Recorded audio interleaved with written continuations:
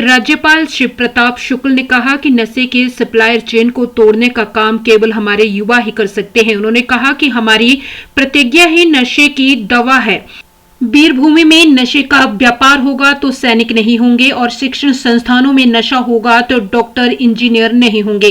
राज्यपाल आज हमीरपुर गौड़ा स्थित गौतम ग्रुप ऑफ कॉलेज परिसर में नशे के खिलाफ जागरूकता कार्यक्रम में बतौर मुख्य अतिथि बोल रहे थे। ये कार्यक्रम हिमाचल प्रदेश तकनीकी विश्वविद्यालय और गौतम ग्रुप ऑफ कॉलेज के संयुक्त तत्वावधान में आयोजित किया गया।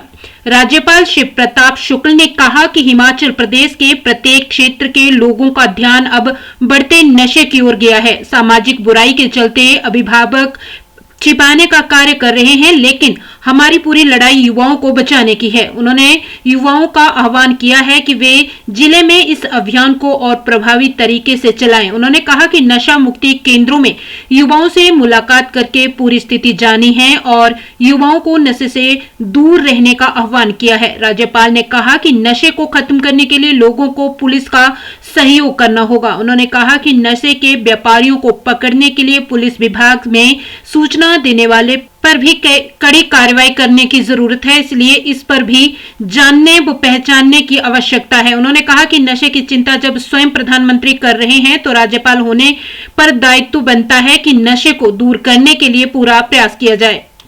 लेकिन केवल पुलिस ही इस समस्या को खत्म कर सकती है, संभव ही नहीं है। समाज के लोगों को पुलिस को सहयोग करना पड़ेगा और पुलिस के लोगों को, जैसे देवासुर संग्राम की जो मैं बात कर रहा हूँ, एसपी साहब यहाँ बैठे हुए हैं, मैं उनको जरूर ये बताना चाहूँगा कि उन्हें भी अपने बीच में छिपे हुए उन लोगों को भी पहचान करना है, जिसकी बात अब ये कहे कि कैसे उनको पता चल जाता है। जब ये अपनी बात कह रहे थे तो मैं बहुत गंभीरता के साथ उसको पकड़ा कि लोग आते साहब हमने आपसे बताया, उनको कैसे पता चल गया?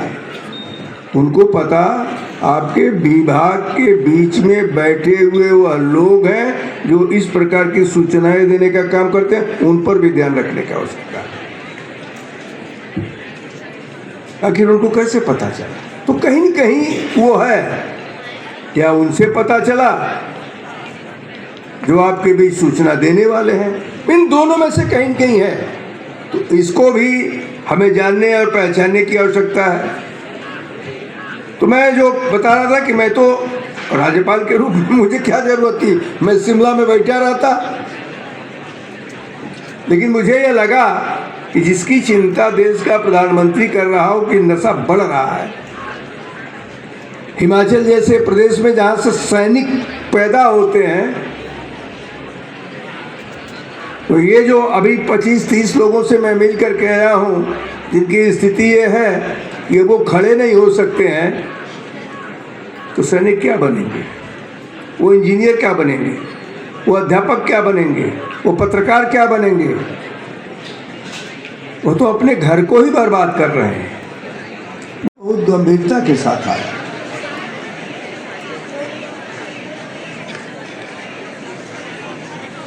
और तब मुझे लगा कि इस देवभूमि में हर जगह होता है, क्योंकि आप लोग अगर पढ़ते होंगे सनातन के प्रति थोड़ी भी ये रही होगी, तो आप देखें कि यहाँ पर देवासुर भी संग्राम हुआ है।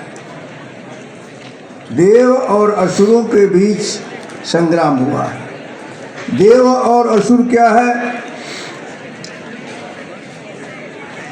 देव शक्तियाँ मतलब देवता जैसा विचार, अच्छा विचार।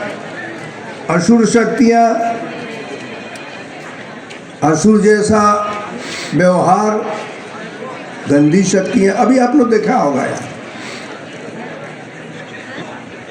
बिगड़ते हुए एक लड़के को उस नाटक में आपको कितना वो लगा होगा, प्रभावित भी किया होगा कि उस नाटक में परिवार की क्या दुर्दशा होती है।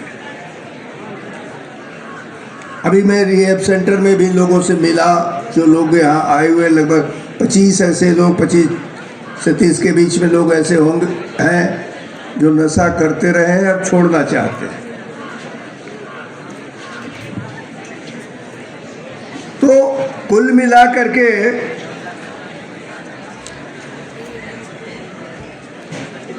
हमें यहाँ बैठे हुए लोगों से उतना नहीं बल्कि जितना आप लोगों से बात करनी है, जो आप बैठे हुए हो, जो भारत के आप ही लोगों के नाते भारत को पूरे विश्व में युवा भारत के नाते कहा जाता है। भारत बनेगा तो आपसे बनेगा, भारत बिगड़ेगा तो आपसे बिगड़ेगा। परिवार हमारा छोटा होता है, हम केवल अपने परिवार के नहीं हैं। हमारा परिवार बड़ा हो यह सोच रहेगी तो हमारा ध्यान किस पर जाएगा? हम हिमाचली हैं।